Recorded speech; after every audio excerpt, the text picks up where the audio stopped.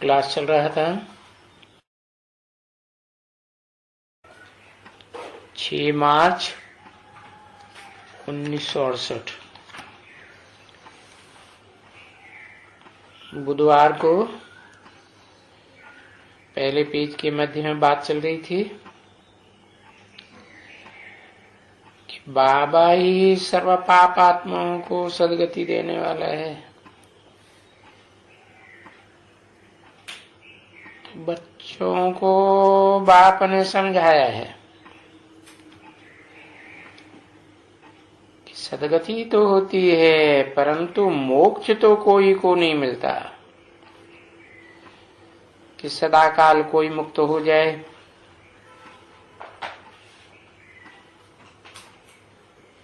Drama है सो भी actors पाठधारी आत्माएं हैं।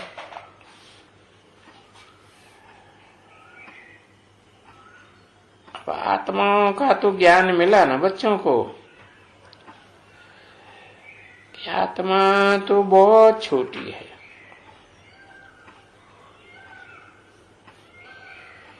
जो समझते हैं कि अंगूठे मिसल है, ऐसे नहीं है। अगर अंगूठे मिसल होती, ये भी तो बुद्धि नहीं है पत्थर बुद्धियों को जो कहते हैं कि चमकता है जब सितारा भ्रकुटी के बीच में। अभी भ्रकुटी के बीच में अगर अंगूठे मिसल हो भी फिर तो गुम्मड़ पड़ जावे। नहीं, आत्मा का उन्हें ज्ञान ही नहीं है। इसलिए बाप कहते हैं तो पहले पहले तो आत्मा को रियलाइज करना चाहिए कि हम आत्मा क्या वस्तु है। अब ये रियलाइज कौन कराए जब तक बाप ना आवे।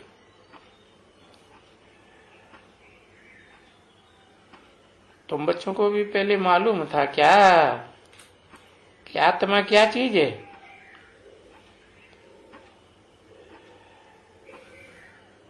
अब तो तुम जानते हो कि जब रुद्र ज्ञान यज्ञ चला, रुद्र का यज्ञ, भक्ति मार्ग में भी रुद्र यज्ञ रचते हैं तो ये मिट्टी का बनाए करके गोले तो भी यही समझ करके बनाते हैं कि अंगूठी मिसल है, उतना ही बनाते हैं। तो शिव के मंदिर में जाएंगे, काशी में जाएंगे तो वहां भी शिव का चित्र तो बड़ा ही देख लाएंगे ना।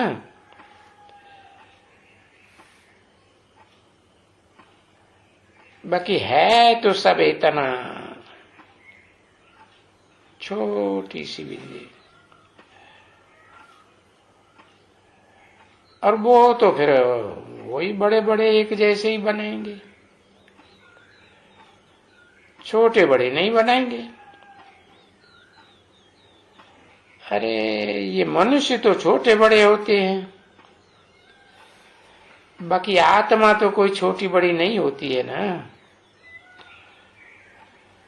न छोटी बड़ी होती है और न विनाशी है देह की तरह। आत्मा तो अविनाशी है।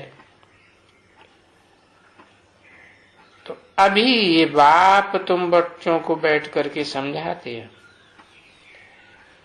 क्योंकि ये ज्ञान तो बाप में है। नॉलेज जो भी है उससे के लिए कहा जाता है नॉलेजफुल, एक ही बाप है। तो जो कहा जाता है जानी जाननहार,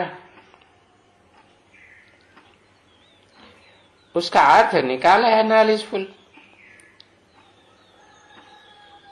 तो नॉलेज किस चीज की है?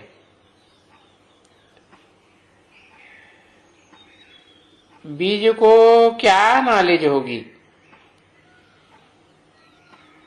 बीज को नॉलेज होगी जाड़ की।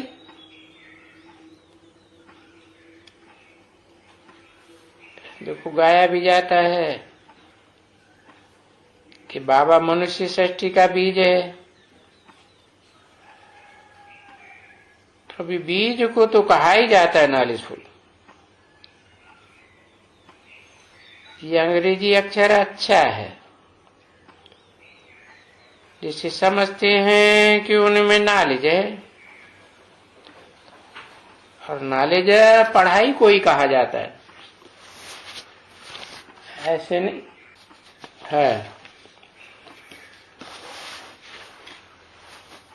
पढ़ाई को कहा जाता है नॉलेज,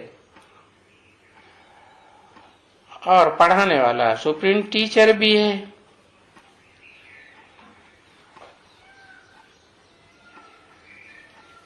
अभी बाबा घड़ी घड़ी ऐसे नहीं कि मैं तुमको पढ़ाता हूँ, मैं तुमको ये करता हूँ, नहीं।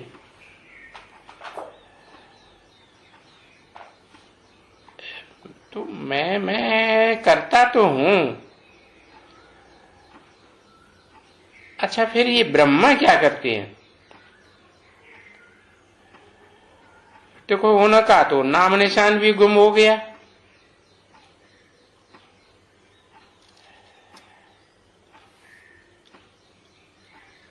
आगे भी उनका नाम निशान गुम हो जाएगा। सिर्फ बाबा कहते रहते हैं, कहते रहेंगे मैं। तो इकट्ठा ही गुप्त होकर चलते रहते हैं। तो तभी बाप आकर कहते हैं, मीठे बच्चों, और संग छोड़, एक संग जोड़।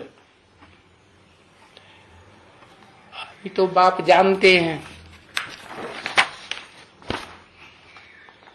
कि इस समय में इन बच्चों को बहुत ही योग लगाना है।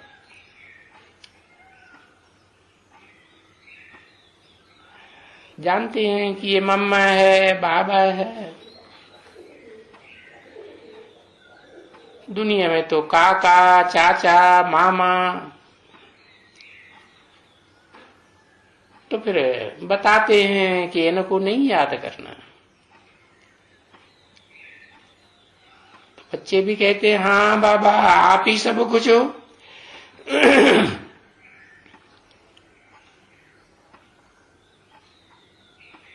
6/3/1968 की क्लास का दूसरा पेज, दूसरी लाइन। आप जो भी हो,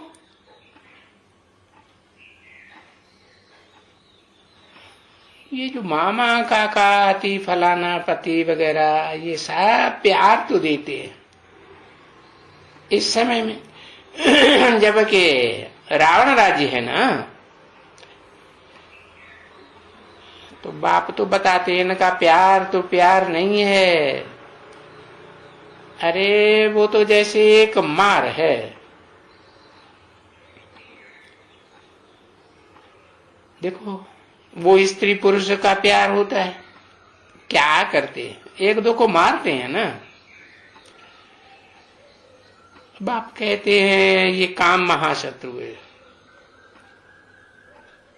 एक दो को काम कटारी चला करके एक दो को दुखी करते हैं। तो देखो तभी तो कहा जाता है कि बाप ही पतियों का पति है, सबका कल्याण करने वाले हैं। और उनको भी ये देखो भिखारी, निर्विकारी बनाते हैं।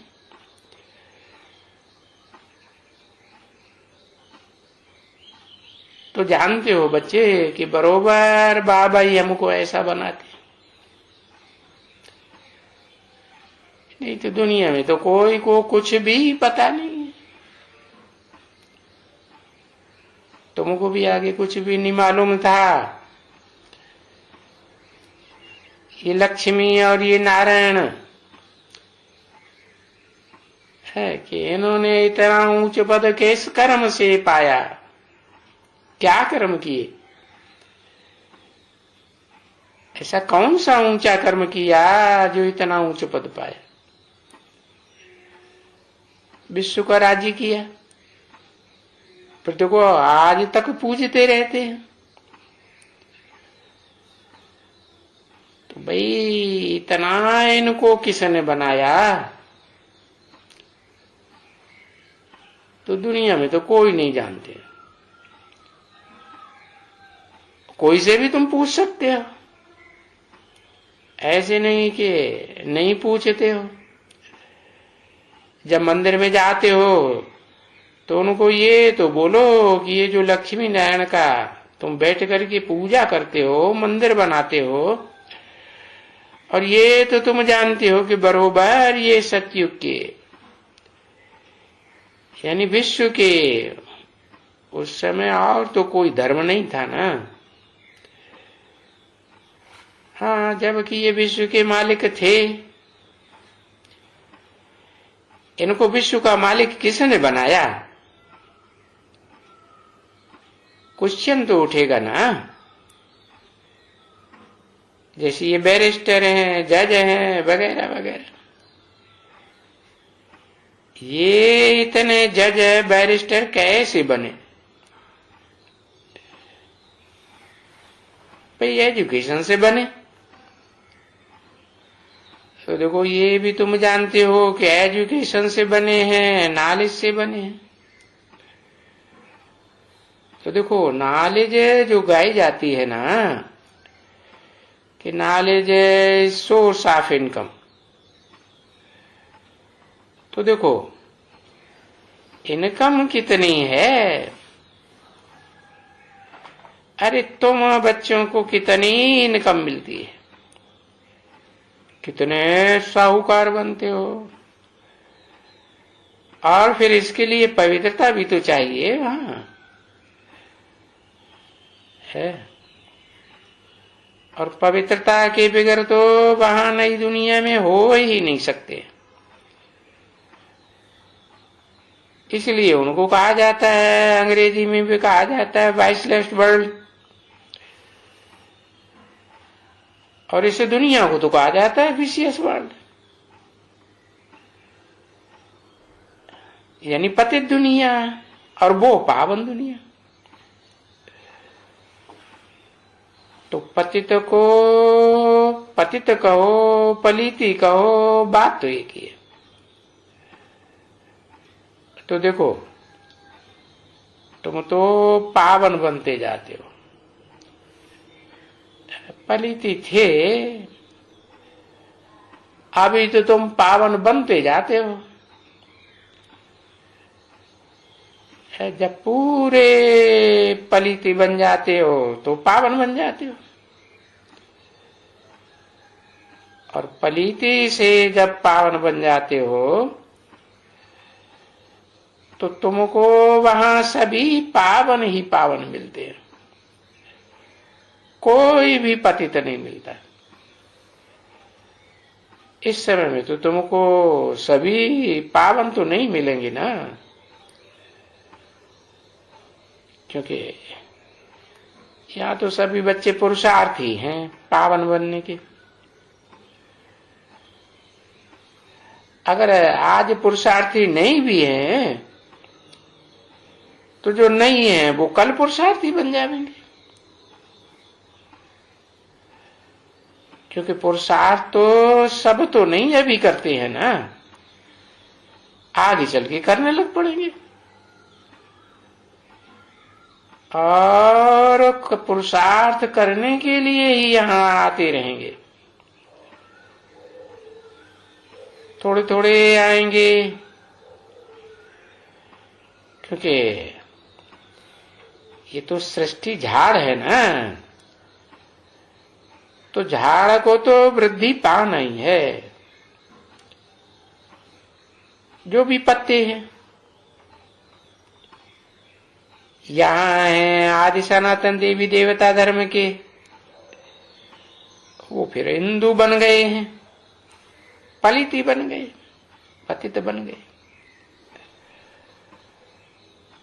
और वो भी पतित बनने वाले, पतित पलिती बनने वाले तुम ही तो थे। और वो जो दूसरे हैं वो भी आते रहेंगे।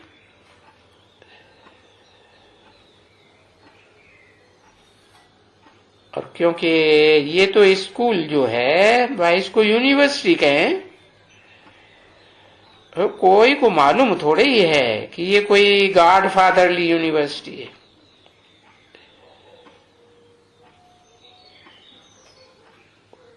उनमें इन्होंने आगे जन्म में भी पढ़ा है, और इन लक्ष्मी नारायण ने फिर ऊंचे पद पाया है, पावन बन करके पाया है।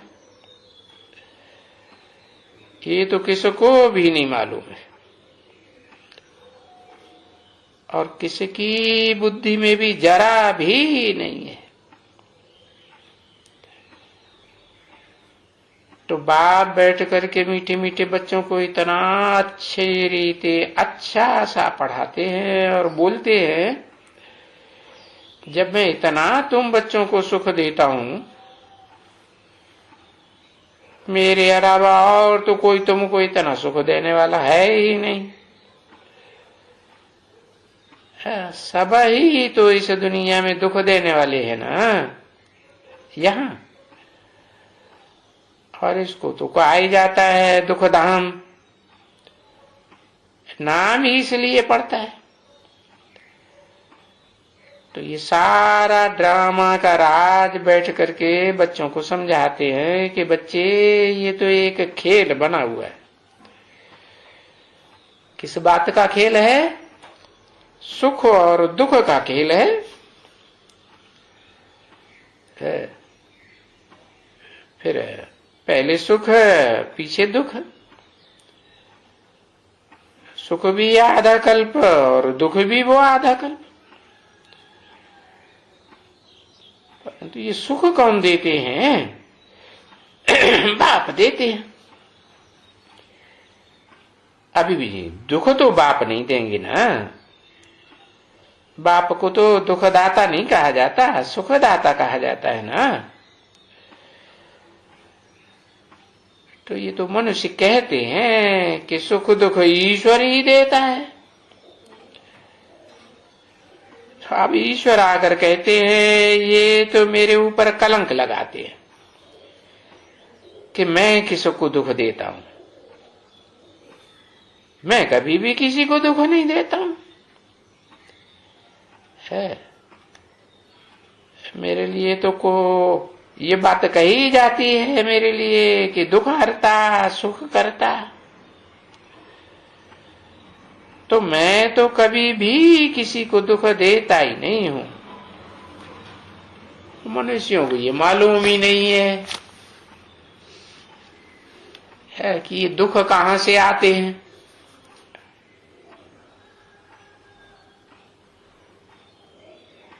6/3/1968 की क्लास का तीसरा पेज, बुधवार। फिर देखो मेरे ऊपर ये भी बोझ डाल देते हैं। एक तो ठिक्कर ठिक्कर में, बित्तर बित्तर में भी ठोक देते। अरे ठिक्कर ठिक्कर में होने से क्या होगा कुछ? तो बाप बैठ करके बच्चों को अच्छी तरह से समझाते हैं। तो मीठे मीठे सिकील दे बच्चों, सिकील दे का भी पूरा अर्थ समझाते हैं कि भाई आत्मा परमात्मा अलग रहे बहुकाल। बहुत समय के बाद बिछुड़े हुए बच्चे मिलते हैं तो बड़ी सिक सिक से मिलते हैं, तो सिकील दे बच्चे कहा जाता है। और बहुत काल तो तुम अभी जान चुके हो कि बाप ने तो समझा दिया है कि पहले पहले यही बच्चे आए थे और इन्होंने ही पूरे 84 जन्म लिए। अभी किसको कोई कहते हो कि लक्ष्मी और नारायण, राधे और कृष्ण, इन्होंने 84 जन्म पूरा किया, और वो बात भी तो बाप ने आकर बताई कि बहुत जन्म के अंत के जन्म के भी अंत में मैं उनमें प्रवेश करता हूं, और मैं उनके शरीर का आधार लेता हूं, उधार लेता हूं, और उसको कहा जाता है भाग्यशाली रथ।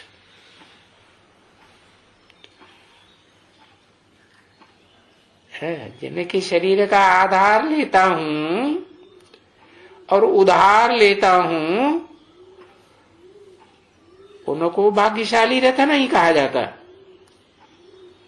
उसको कहा जाता है भाग्यशाली रथ। भागीरथ या भाग्यशाली रथ। तो भागीरथ तो देखो, ये भागीरथ है, ये नंदी का नाम रख दिया है।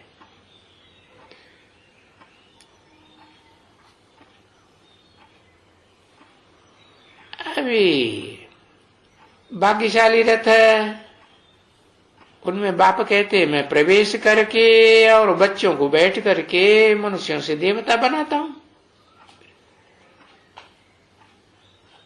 और गाया भी जाता है कि बरोबर मनुष्य देवता किए करतन लागी बार। तो देखो, यहां सभी मनुष्य गाए जाते हैं।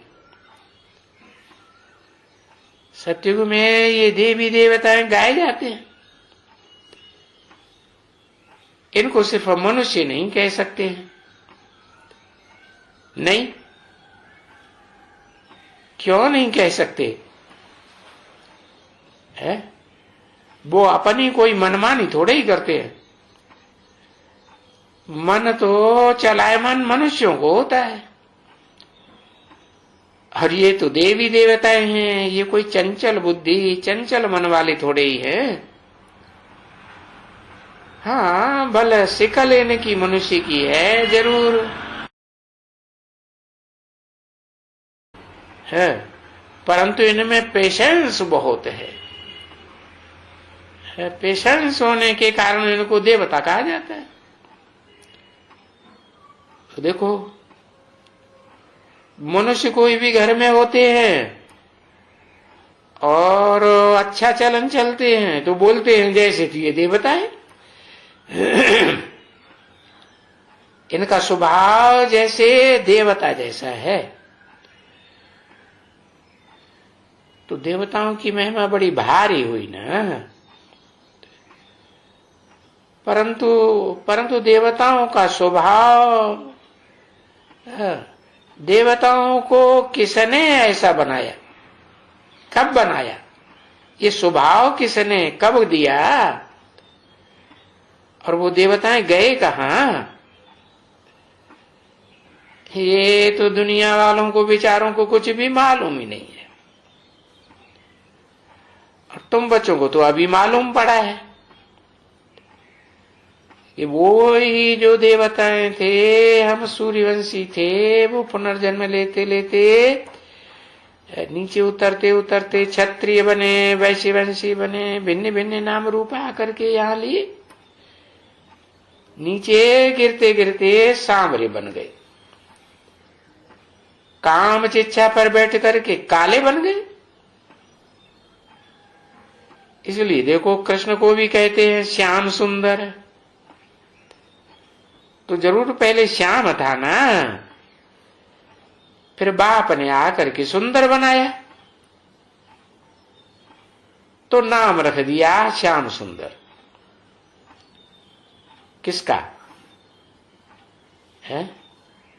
कोई एक देहधारी का नाम रख दिया क्या है?